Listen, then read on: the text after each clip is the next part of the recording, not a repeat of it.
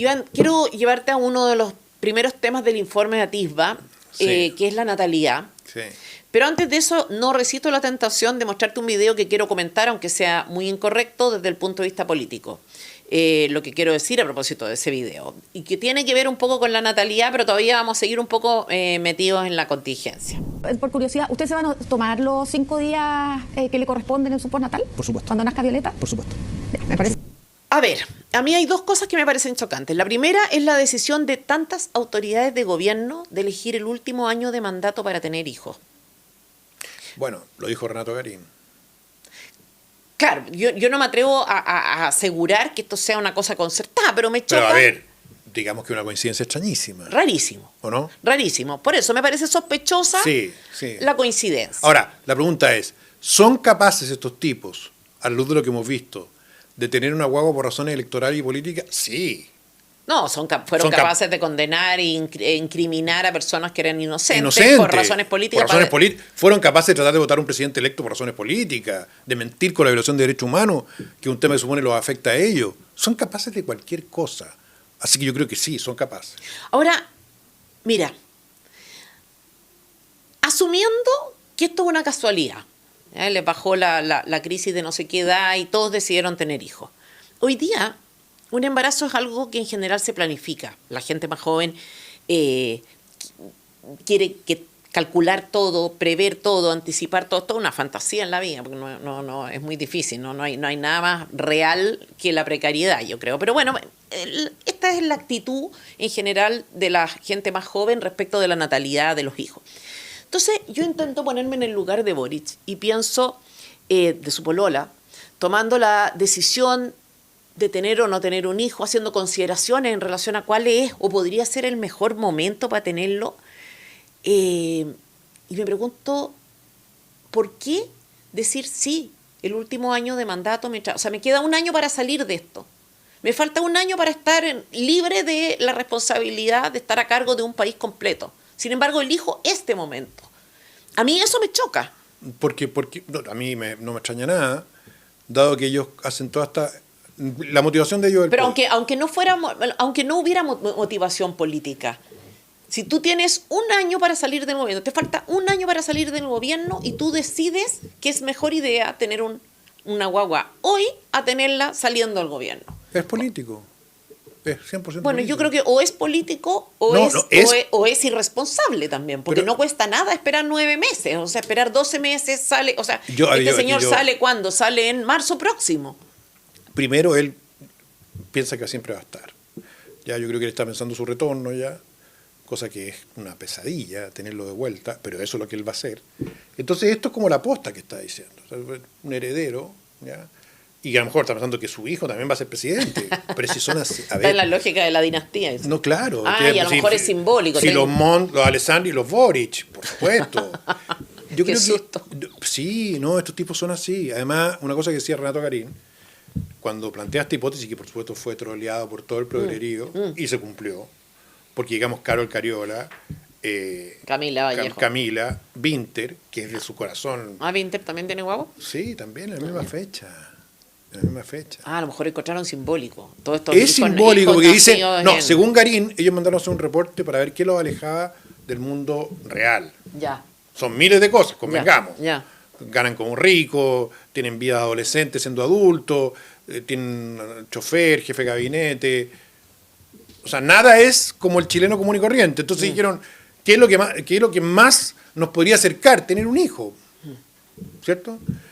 Según Garín, eso es lo que dice el reporte. Entonces ahí, curiosamente, todo se pone a tener hijos. Qué horror. Para acercarse al ciudadano medio.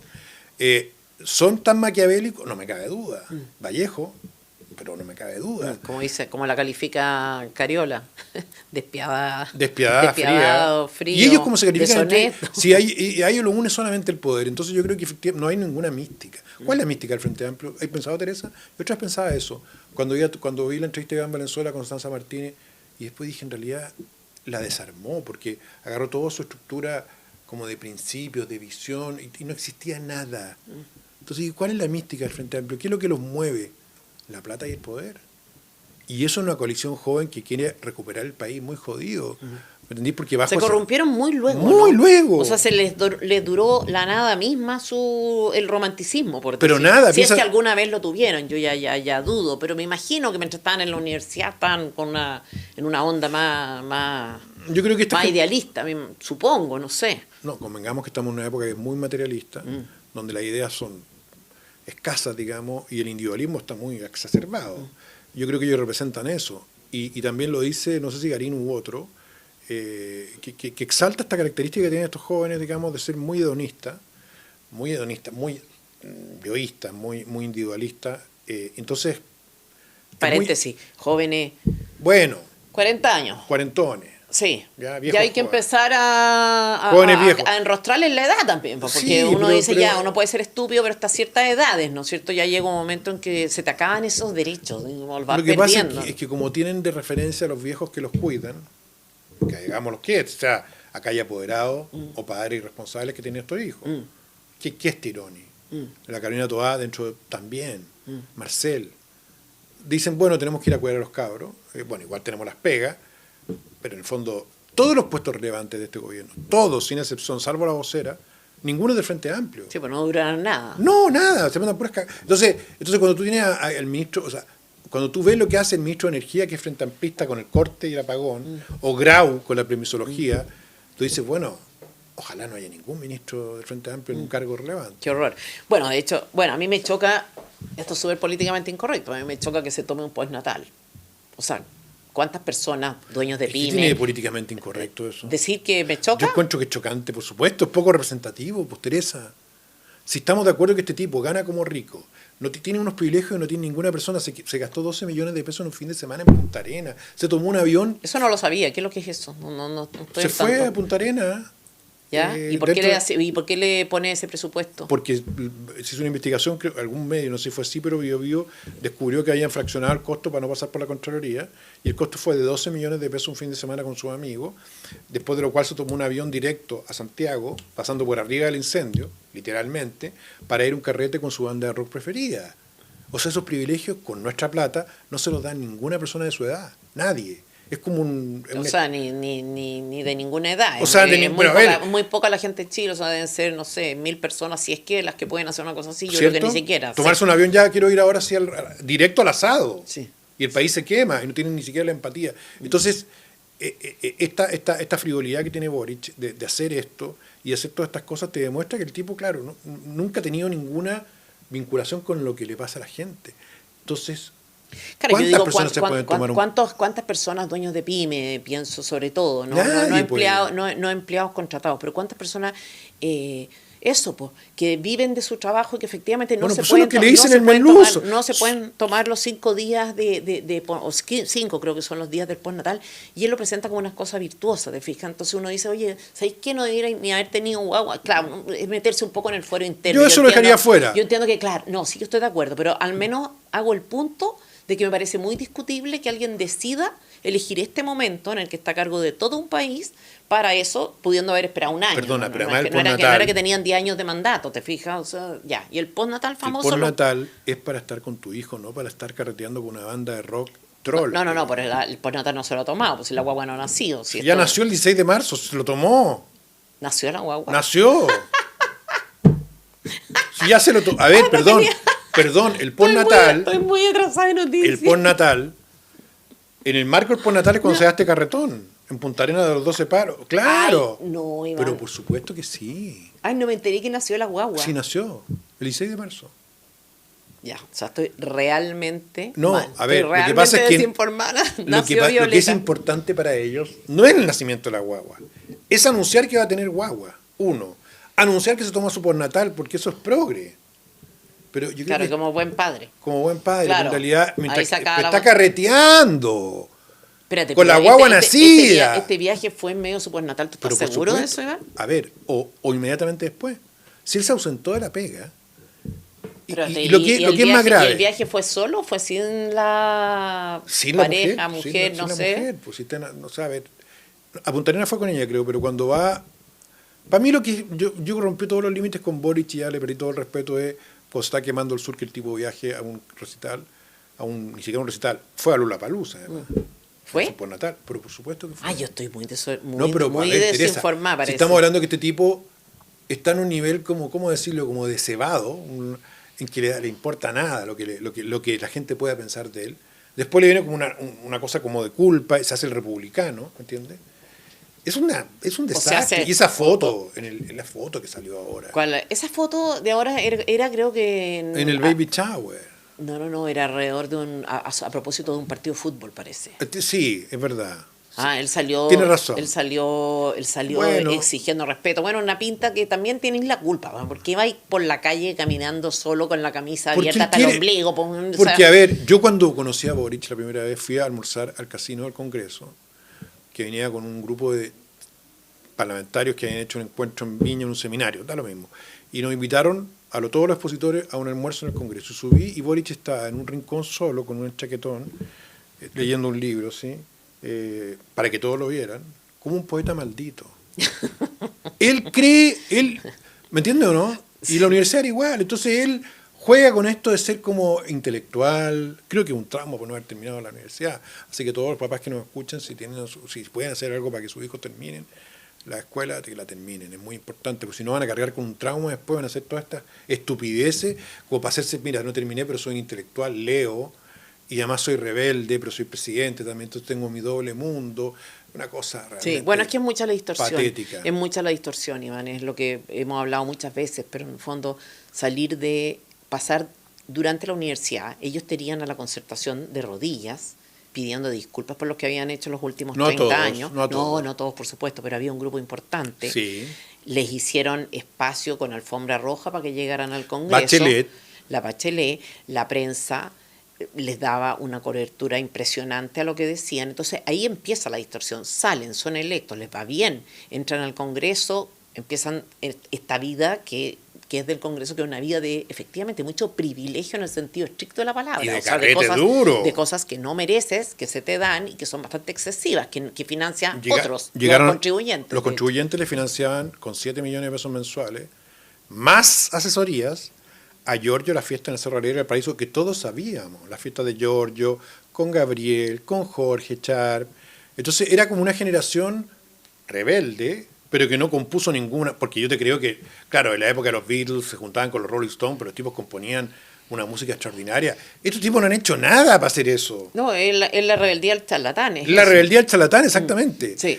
Y me quiero quedar con un punto que tú dijiste, Teresa, de la Concertación, Bachelet en particular, y visitar a mi amigo Marcelo Ruiz. Él dice que Bachelet, tú cachai que hay una clase de avispa que pone sus huevos en la presa, viva. ¿Ya? O sea, como que la deja a medio morir la avispa y pone los huevos dentro, y los huevos crecen de la avispa y se van comiendo mientras se desarrollan a la presa y después vuelan, como una avispa. Ya. Y él hacía esta analogía con Bachelet, porque Bachelet lo que hace en la práctica, estos son los hijos de Bachelet. Sí, pues. Y ahí... Totalmente. ¿Te acuerdas Giorgio? Bueno, Giorgio, colaboración crítica, cupo protegido, y a todos los chicos en la Fundación Dialoga. Entonces, ella los mete al gobierno, porque ella dice, esta es mi generación de relevo. No es Toa, no es Orrego, perdón. No se me salió. No se me salió. No son ellos. De hecho, Toa dice, me tocan a mi generación, no le va a tocar al final, es bien triste, porque es mi generación también. No son ellos. Ellos es mi generación, porque ellos son realmente de izquierda, y yo los voy a ayudar. Y ella mueve a toda la nueva mayoría, no a la Concertación, para que los empujen. ¿Y quién está hoy día representándola a ella en el gobierno? El Chapo Elizalde. Elizalde es su representante, que es un tipo más oscuro que el petróleo. Él es el personaje que ella puso ahí para que los ayude, un fixer. ¿Tuviste la película de Tarantino, Pulp Fiction? No. Cuando se mata a una persona por error y mandan a Mr. Tenéis que verla. Dice, matan a una persona por error y dicen, ¿qué hacemos con el cuerpo? Está muerto, está todo el auto estallado de sangre. Y dice, llámate a Mr. Wolf. ¿Y quién es Mr. Wolf? Un fixer. Y llega Mr. Wolf a arreglar la cagada, en el fondo. A limpiar el auto, a esconder el cadáver, y da las instrucciones con un cronómetro. Eso es Elizalde, en el fondo. Es un fixer que arregla todas las embarradas de estos chiques. Entonces, claro, es bien terrible que Chile termine así. Por eso es tan importante la elección que viene. Sí, lo que pasa es que, bueno. Iván, vamos al tema. Vamos al análisis del censo. Sí. 2024, al análisis que hizo Ativa sobre este censo. Lo primero que me preocupa el tema de la natalidad. Hay un gráfico en el informe que estamos comentando, que vamos a dejarlo abajo en la descripción del programa. Sí. Se puede, ¿no es cierto? Por supuesto. Ya, para que las personas lo vean, lo lean, en fin, vean los gráficos con tranquilidad. Y en el primer gráfico lo que dice, compara el año 1992 con el 2024 y dice que en el 92 había 6 personas con más de 65 años por cada 29 niños. Y hoy día, 14 personas sobre 65 años por cada 17 niños. O sea, estamos casi igualados. Sí. Voy a decir viejo, espero que nadie se ofenda. Porque no, creo que viejo, más de 65. Claro, creo que estoy en esa categoría. O acercándome. No, pero acercándome raudamente peligrosamente. Bueno, no sé. Ya, entonces, ¿es brutal esto? Es brutal que tú tengas casi la misma cantidad de niños que de adultos mayores. Es impresionante, lo encontré yo. Mira, Chile ha tenido una transición demográfica que es solamente comparable a los países desarrollados, con una diferencia, que no tenemos la plata de los países desarrollados para mantener una población adulta mayor o vieja, que no trabaja, que requiere pensiones y remedios y salud cara. ¿Ya? Hay muchos factores que explican esto. Esto lo alertó Roberto Méndez hace 11 años, cuando se dio cuenta que entre el año 2002 y 2017, ambos censos, se habían perdido 500.000 niños. Él así le puso a su columna. Fue una columna muy buena y muy famosa. ¿Dónde están los 500.000 niños? Que es, en el fondo, aplicado al porcentaje de niños sobre la población total, tú te das cuenta que entre los dos censos había 500.000 niños menos. Bueno, ahora eso se agudizó. Entonces, ¿qué es lo que está pasando en Chile? Son 3 fenómenos que son muy complicados. Primero, la gente está viviendo... O sea, lo bueno es que la gente está viviendo más.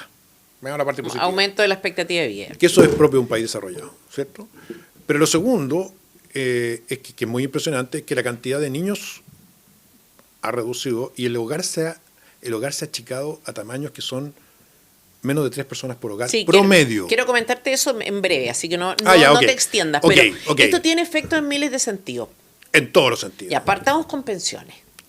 Bueno, piensa tú que con esta reforma que hicieron nuestros amigos, digamos, dejaron un porcentaje de préstamo, ¿cierto? Que es un reparto, un mino reparto. Entonces lo que vamos a tener nosotros es que la gente activa está poniendo su plata para pagar un país viejo, envejecido, sin gente activa, y cuando ellos entren a la vejez, no van a tener atrás lo que se llama un relevo o un reemplazo demográfico. Entonces vamos a tener una torta gigantesca de gasto. Esa es la primera implicancia.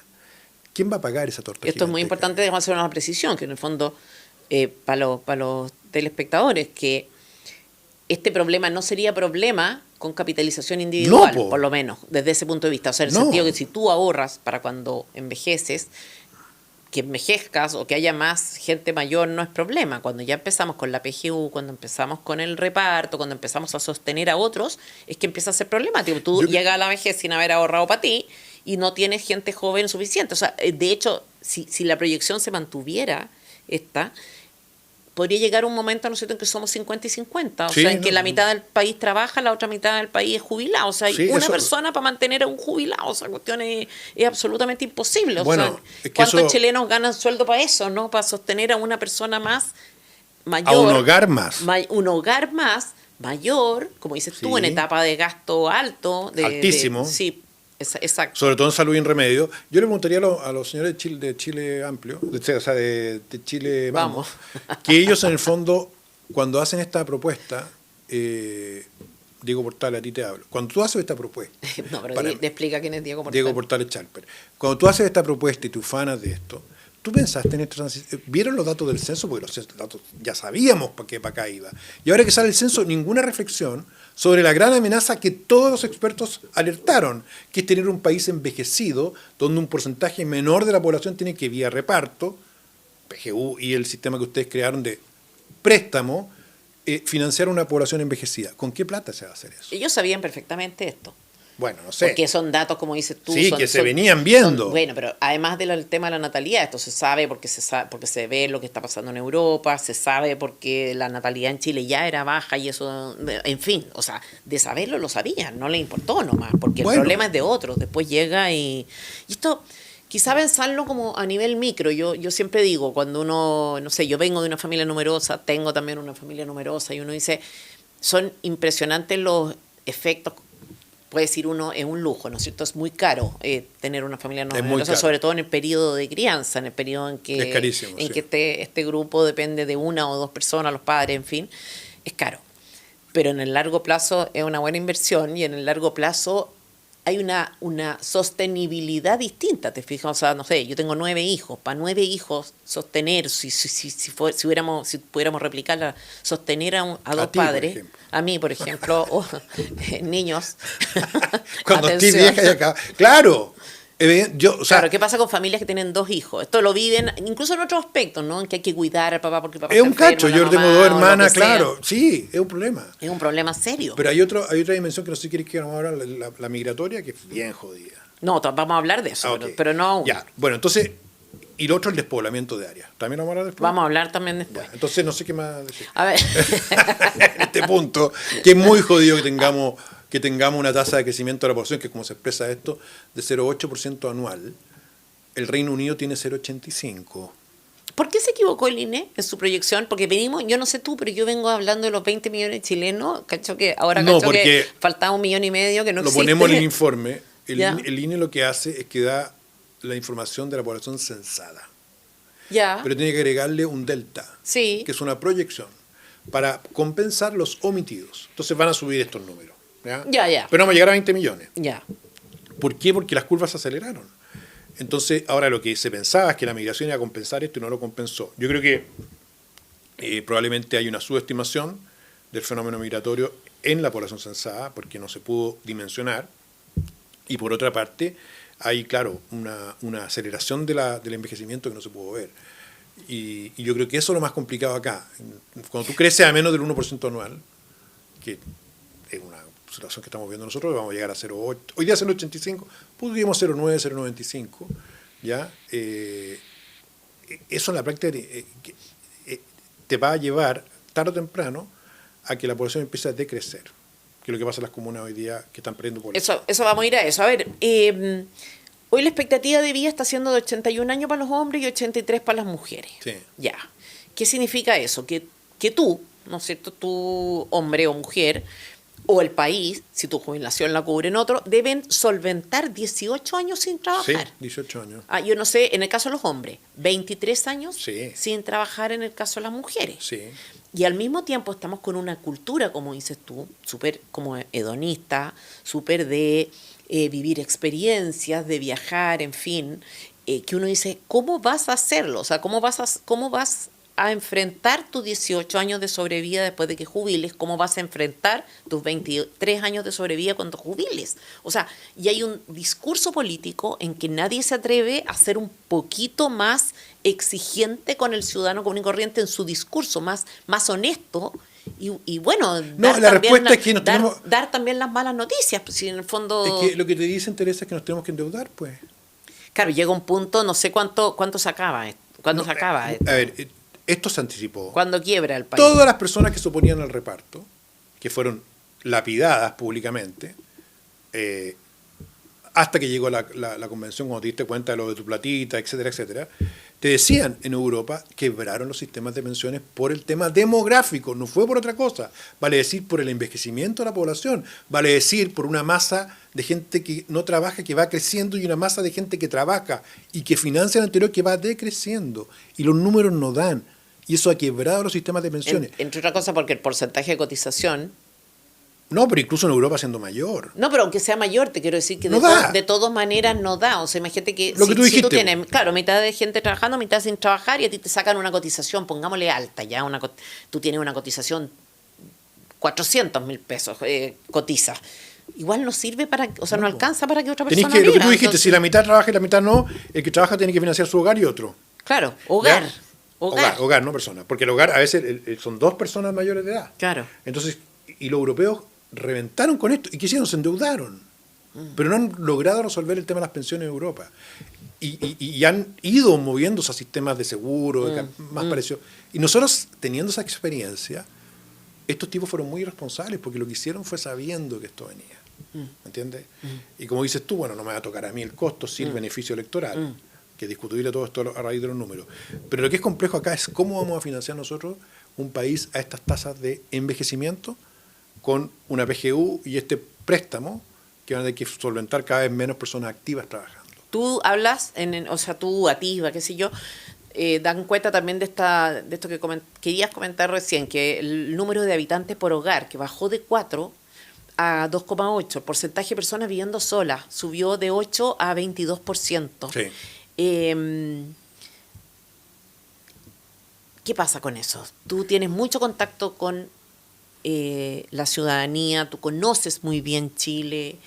¿Qué pasa con esto? O sea, ¿cómo se manifiesta esta soledad en el fondo finalmente, ¿no? Este desamparo, porque vivir solo o vivir con pocas personas tiene efectos emocionales, sociales importantes. Sí, bueno, lo que hemos visto es que estos hogares cada vez más pequeños, que son de 3 personas, son hogares también que están fraccionados porque hay mucho divorcio, hay que decir. Entonces puedes tener un hogar solo, un monoparental, que el papá vive solo ahí, y la mamá vive con los niños, ¿te fijas? Entonces, hecho ese punto, tú tienes al final del día, y también tienes adulto mayor. De hecho, de los hogares solos, 1/3 son jóvenes solos, que están viviendo solos por primera vez, que se fueron antes de la casa, arrendando. Niños, atención. Sí. Y aproximadamente 1/3, un poquito menos, de 1/3 son hogares de adultos mayores que se quedaron solos. Y que muchas veces, sobre todo en el país más masivo, tienen una vivienda o una vivienda dentro del mismo hogar. O sea, tienen una pieza, viven de allegados en el fondo. Pero no fueron clasificados como allegados, curiosamente. ¿Ya? ¿Por qué? Porque no están dentro del mismo edificio, tienen otro edificio, tienen como una pieza. ¿Ya? Como edificio. O sea, una casita. Arriendas una pieza. Tienes un sitio de 200 metros cuadrados donde vive una familia y atrás hay una pieza donde vive el viejo. Ya, perfecto. ¿Sabes, no? Ya, perfecto. Okay. Ya. Ese es un hogar monoparental o un hogar de una persona sola. Entonces, claro, lo que tú tienes acá, que pasó en Europa también, es que este modelo te lleva a una ciudad de solo departamentos y una ciudad de solo arriendo, que es lo que hablamos en el programa pasado. Porque, ¿qué dicen acá los muñecos que están por el arriendo y contra la propiedad privada? ¿Para qué vamos a subsidiar viviendas si tenemos hogares tan chicos? Subsidiemos arriendo, bueno, la gente se va a morir luego ya. Claro, pero la gente cuando accede al subsidio, ¿a qué edad promedio accede? No, 25, 26 años. Cuando recibe el subsidio habitacional. Claro. 25, 26 años, Sí. Ya, entonces, ¿por qué sería poco tiempo de...? No, el argumento es que lo que te quiero decir, por eso lo pusimos en el informe. Se van a quedar solos, ¿para qué vamos a tener una casa para una persona Hagamos un sola? departamento, primero, que es más caro, que es más lento, y segundo, quitémosle la propiedad, o que no haya propiedad de vivienda en el subsidio, que es lo que hablamos en el programa pasado, dado que, en el fondo, van a quedarse viejos solos, van a quedarse solos luego, y locales muy chicos. Pero, nuevamente, esto tiene una distorsión que nos está omitiendo la cantidad de hogares que están así, porque esto es un promedio. Del déficit que tenemos, que son 600.000 viviendas, donde las personas viven hacinadas o viviendas irrecuperables, ¿ya? Y donde tú tienes que construir más casas. Entonces, al final del día, claro, hay varios paradigmas que se ponen en duda en esto. Y el principal es el paradigma de la familia Venegas, ¿cierto? O Picapiedra, o Simpson, o Supersónico, que son la misma familia, padre, madre, vieja, suegra, 3 niños. Por la familia nueva, que son madre sola con hijo, padre solo, joven solo. Yo de repente pienso que la actitud de la gente joven respecto al trabajo y respecto de su empleado, esta cosa como de esperar en el fondo que respecto a sus empleadores, esta tendencia a pretender, esperar, exigir de los empleadores una actitud como paternal, tiene que ver justamente con esta soledad, que puede ser una derivada, puede ser una posible explicación de esta mentalidad que se llama de la generación, ¿cuál es la actual? Z, ¿no? No tengo idea. Pero Z, sí. ya. Pero, y además cuando uno ve el origen de esto, ¿por qué se origina en general? ¿Por qué la población reduce su ritmo de crecimiento? ¿O por qué hay menos gente? ¿O por qué baja la natalidad? Tiene que ver con el ingreso de la mujer al mercado del trabajo. Y decir eso ahora es como que te cuelguen, yo no sé si me van a colgar por eso, pero esa es la verdad. Cuando la mujer ingresa al mercado del trabajo y pierde y gana autonomía, se casa después, se separa antes, tiene menos niños. Eso es un hecho de la causa. Entonces, y eso se ha visto en todas las sociedades modernas, urbanas modernas. Además, esto es muy urbano. Bueno, había un discurso además como de... el discurso feminista, además de inducir a eso, una subvaloración o devaluación de frentón de la maternidad, muchas veces yo veo en redes sociales, así te insultan como diciendo tú eres una dueña de casa, tú te dedicaste a criar hijos, así como que fuera una función menor. Sí, claro que sí.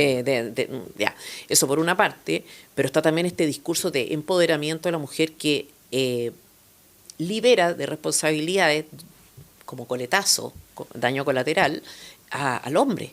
Que le transmite al hombre que en realidad no tiene ningún deber de compromiso respecto de la mujer, porque en realidad ella es igual a él, ella también quiere sexo casual, ella tampoco lo necesita, ella tampoco merece ser protegida o cuidada, porque ella es chora, y entonces estos son los efectos también que estamos viendo. O sea, tú ves que aumenta el porcentaje de padres irresponsables en el fondo que dejan, que no pagan la pensión, que en el fondo no se preocupan, aumentan los abusos sexuales, aumentan la aproximación, de hecho esto incluso se ve como en la cultura, en todo sentido, o sea, la misma música. Tú dices, se supone que el patriarcado, ¿no es cierto?, era antes, o sea, o que hoy día estamos como desafiando esa cultura. Bueno, yo creo que nunca ha habido una música más machista, sí, más degradante. Brutal, la música urbana. Brutal respecto de la mujer. Entonces, ¿qué pasa con la cultura? Pero yo diría, Teresa, que más allá de eso que es cultural, aquí hay un cambio cultural también que es muy fuerte, que va a venir con la migración. Pero lo que tú tienes es que esto además cuesta mucho revertirlo. Los franceses, los europeos lo trataron de hacer con el bono por hijo, y pagaban 2.500 euros por cada hijo nuevo en España y en Francia, y no lograron cambiar los números. Bueno, pero es que eso es un desastre. Porque en el fondo yo creo que las políticas públicas en materia de natalidad deberían, de alguna manera, hacer que, si es que tu problema para tener un hijo es económico, se resuelva. Pero no crear incentivos para tener hijos por razones económicas. Eso lo encuentro muy peligroso, ¿te fijas? Bueno, fue la manera en que lo hicieron. Pero a la vez masificaron el aborto. Entonces, al final, claro, es contradictorio, porque tú decís, acá estamos ante un problema público, ¿no? Porque como estamos tan individualistas, se suele ver el tema del aborto, los niños, como un tema mío, de mi libertad. No, acá tenemos un problema público, social. Un país envejecido es un país que tiene una serie de problemas geopolíticos, demográficos y de pensiones, ¿ya? Salió de la esfera privada esto. Entonces, como salió de la esfera privada, tenemos que saber tomar políticas públicas que van a tener que alterar esta libertad exacerbada, por ejemplo, con respecto al aborto. Esa es mi opinión, más allá que yo sea católico o no. El aborto va contra una política de aumento de la natalidad, obviamente, ¿no?